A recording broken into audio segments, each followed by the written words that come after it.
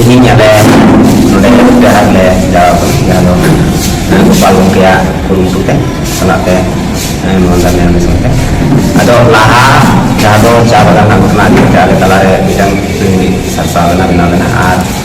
jadi cuma udah ada susu jadi jalan kita teh kena ini ya ini kita salah satu udah susu sokong yang kita kan namanya cuma atau ini ya ini kita dia ada salah kan atau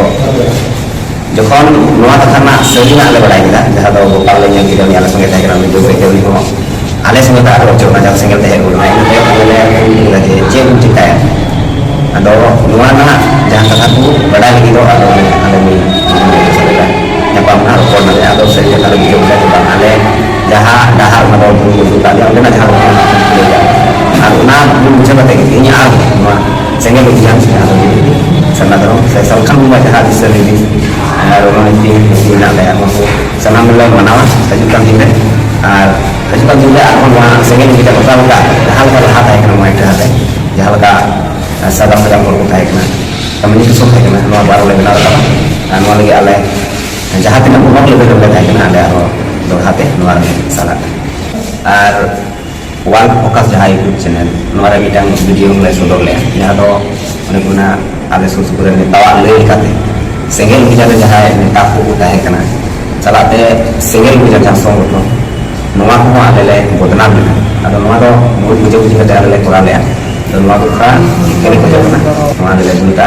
ala soal jahai sehingga kita ada kas kota ko kami guna ko ada teh ikat kali ya nampak kita teh di pantai gunung kemudian nuah jahai kaso sonam ko jawab ko jahate ayman sigal punya ada kami mas kanare cekon hante nanti cekon cikana nanti bisnis kita ni saya punya lagi kamu kita ada hukuman lagi mana hukuman itu mana ko cisai kita mana hukuman lagi kita cek kawan tentang sigal punya le sosial ada adikan baik kami yang mau kemana mana itu karena sonam ko jawab musuh jahat jabalan itu kita jahat pengen kita ada bis saya pada video kali naik dia ada macam mana nak dan singgah bijar kok karena itu mampu bijar video nampak syuting jalan arah singgah kita hidup jadi sosial media berjalan ada itu singgah punya nak apa orang beri tanya ada nak ikut hidup mana masa nak hidup